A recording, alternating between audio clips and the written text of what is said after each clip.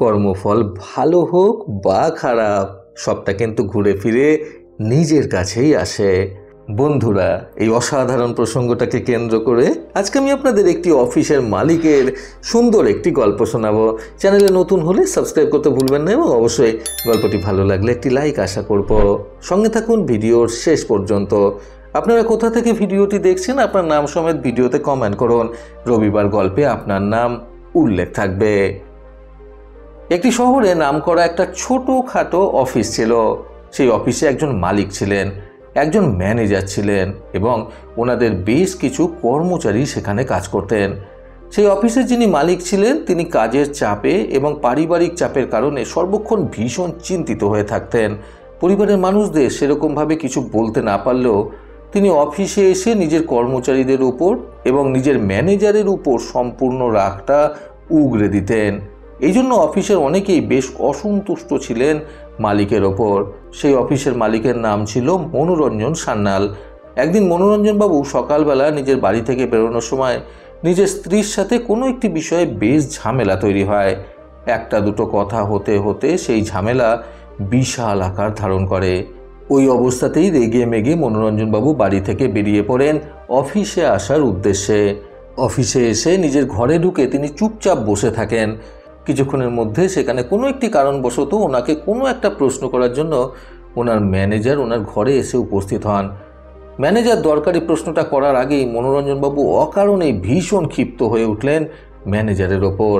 যেহেতু বাড়ি থেকে বেরোনোর সময় ওনার ঝামেলা হয়েছিল নিজের স্ত্রীর সাথে, সেই রাগটা তিনি বাড়িতে নিজের স্ত্রীর ওপরে ঠিকঠাক মতো ওঠাতে না পারলেও অফিসে সেই ম্যানেজারের ওপর পুরো রাগটা তিনি উগরে দিলেন। ম্যানেজার নিজের মালিকের মুখের ওপরে কিছু বলতে না পারলেও ভেতরে ভেতরে কিন্তু ওনার প্রচণ্ড পরিমাণে রাগ হলো।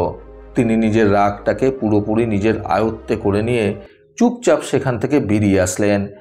কারণ অতিরিক্ত কিছু বললেই যদি ওনার চাকরিটা চলে যায় সেই ভয়ে তিনি চুপ করে রইলেন। মালিকের রুমের বাইরে এসে তিনি সেখানে অফিসে বসে কর্মরত একজন কর্মচারীর উপরে বিনা কারণে চিৎকার করতে শুরু করলেন এবং নিজের রাগটা সম্পূর্ণভাবে তিনি নির্দোষ কর্মচারীর উপরে উগরে দিলেন। তুমি ঠিকঠাক মতো কাজ করছো না, ফাঁকি দিচ্ছ, ইত্যাদি ইত্যাদি নানান রকম অহেতুক কথাবার্তা বলে সেই ম্যানেজার সেই কর্মচারীকে কথা শোনাতে শুরু করলেন। ম্যানেজারের কথা শুনে সেই কর্মচারীরও ভীষণ পরিমাণে রাগ হলো, কিন্তু সেও মুখ ফুটে ম্যানেজারকে কিছু বলতে পারল না। পাছে তার চাকরিটা চলে যায় সেই ভয়তে। চুপচাপ মুখ বন্ধ করে এবং মাথা নিচু করে সেই নির্দোষ কর্মচারী ম্যানেজারের বলা সমস্ত কথাগুলো শুনতে লাগলো।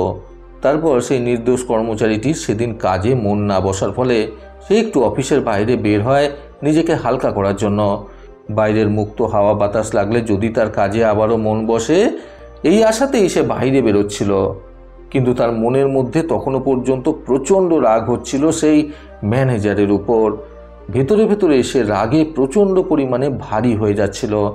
বাইরে বেরোনোর সময় সে দেখে অফিসের সিকিউরিটি গার্ড আধো আধো ঘুমে ঢলে পড়ছে। এটা দেখে তার প্রচণ্ড পরিমাণে রাগ হলো সেই সিকিউরিটি গার্ডের ওপর। সেই নির্দোষ কর্মচারীটি নিজের ওপর হওয়া বেকার অত্যাচারের অর্থাৎ সেই ম্যানেজারের বলা বাজে বাজে কথাবার্তার সমস্ত রাগটা সেই সিকিউরিটি গার্ডের ওপর উগরে দিল। যা ইচ্ছা তাই সে সিকিউরিটি গার্ডকে বলে ছাড়ল। কিন্তু সিকিউরিটি গার্ড যেহেতু সেই কর্মচারীর থেকে যোগ্যতায় ছোট ছিল, সেহেতু সে সেই কর্মচারীকে মুখ ফুটে কিছু বলতে পারল না, পাছে তার চাকরিটা চলে যায় সেই ভয়েতে।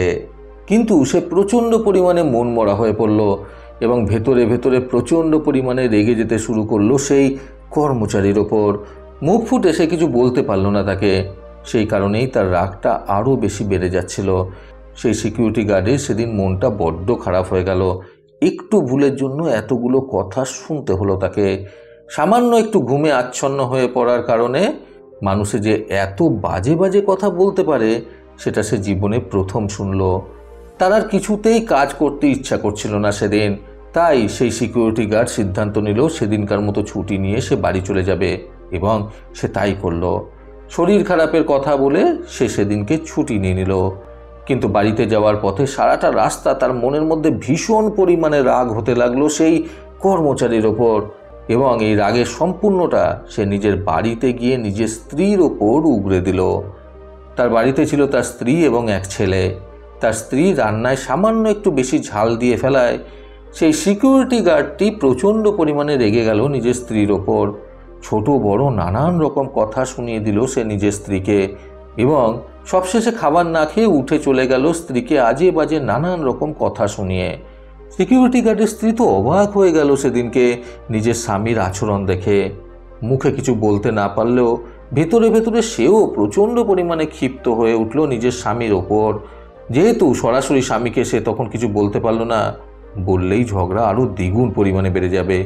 সেই কারণে সে নিজের সমস্ত রাগটা নিজের ঘরে খেলতে থাকা ছোট ছেলেটির ওপর তুলল। ছেলেটি পড়তে না বসে খেলা করতে থাকার জন্য তার মা অর্থাৎ সিকিউরিটি গার্ডের স্ত্রী ছেলেটিকে প্রচণ্ড পরিমাণে বকাবকি করলো এবং ছেলেটিকে মেরে ঘর থেকে বার করে দিল পর্যন্ত। অগত্যা বেচারা ছেলেটি কাঁদতে কাঁদতে ঘর থেকে বেরিয়ে গেল, কিন্তু তার মনের মধ্যেও একটা ক্ষোভের সৃষ্টি হতে লাগলো। আর যেহেতু সে ছোট হয়ে মাকে কিছু বলতে পারলো না, বললেই বিপদ, সেই কারণে সে মনের মধ্যে বেশ কিছুটা রাগ নিয়ে কাঁদতে কাঁদতে বাইরে বেরিয়ে গিয়ে এদিকে ওদিকে ঘুরে বেড়াতে লাগলো। হঠাৎ সে দেখলো রাস্তার ধারে একটি কুকুর চুপটি করে শুয়ে রয়েছে। সে নিজের তীব্র রাগ সেই কুকুরটির ওপর তুলবে বলে ঠিক করলো। ফলে সে সেই কুকুরটিকে রাস্তায় পড়ে থাকা একটি বেশ বড় সাইজের পাথরের টুকরো দিয়ে সজোরে আঘাত করলো। পাথরের আঘাতে প্রচণ্ড পরিমাণে ব্যথা পেয়ে রাস্তায় শুয়ে থাকা সেই কুকুরটি চিৎকার করতে করতে উল্টো দিকে দৌড় দিল। বেশ জোরে কুকুরটির আঘাত লাগায় কুকুরটি চিৎকার করতে করতে অনেক দূর চলে গেল। আসলে এই কুকুরটি সেই সময় অঘোরে ঘুমোচ্ছিল। হঠাৎ সেই পাথরের আঘাত পেয়ে সে প্রচণ্ড পরিমাণে ভয় পেয়ে যায় এবং ভয় পেয়ে পালাতে পালাতে সামনে একজন লোককে পেয়ে সে সজোরে কামড় দেয় তার পায়ে। লোকটি কুকুরের কামড় খেয়ে চিৎকার করে রাস্তায় লুটিয়ে পড়ে।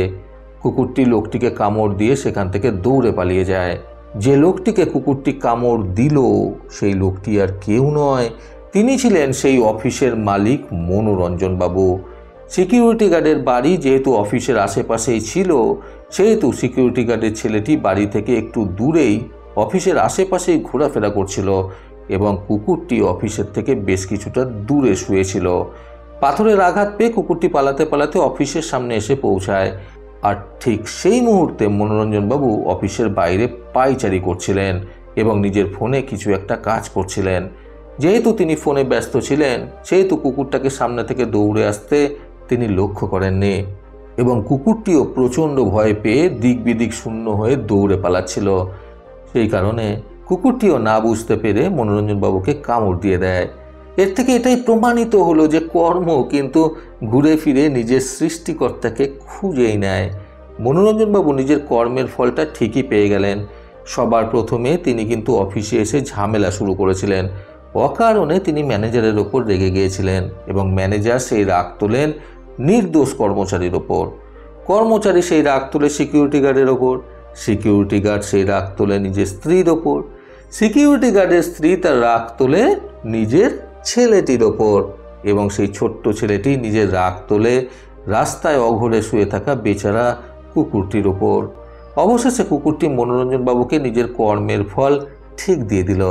কিন্তু একদিকে এটা নিশ্চিন্ত যে সময় থাকতে ছোটোখাটো জিনিসের ওপর থেকেই মনোরঞ্জনবাবু নিজের কর্মের ফলটা পেয়ে গেলেন।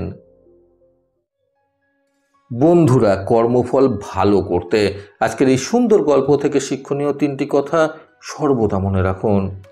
প্রথমত, সময় থাকতে কখনো কখনো ছোটোর ওপর দিয়ে কর্মের ফল পেয়ে যাওয়ার জন্য আমাদের রাগ না করে বরং ঈশ্বরের ওপর ধন্যবাদ জ্ঞাপন জানানো উচিত। দ্বিতীয়ত, পাপ যত বড়ই হোক না কেন এবং যত ছোটই হোক না কেন, ঘুরে ফিরে সেটা সঠিক সৃষ্টিকর্তার কাছে ঠিকই আসবে।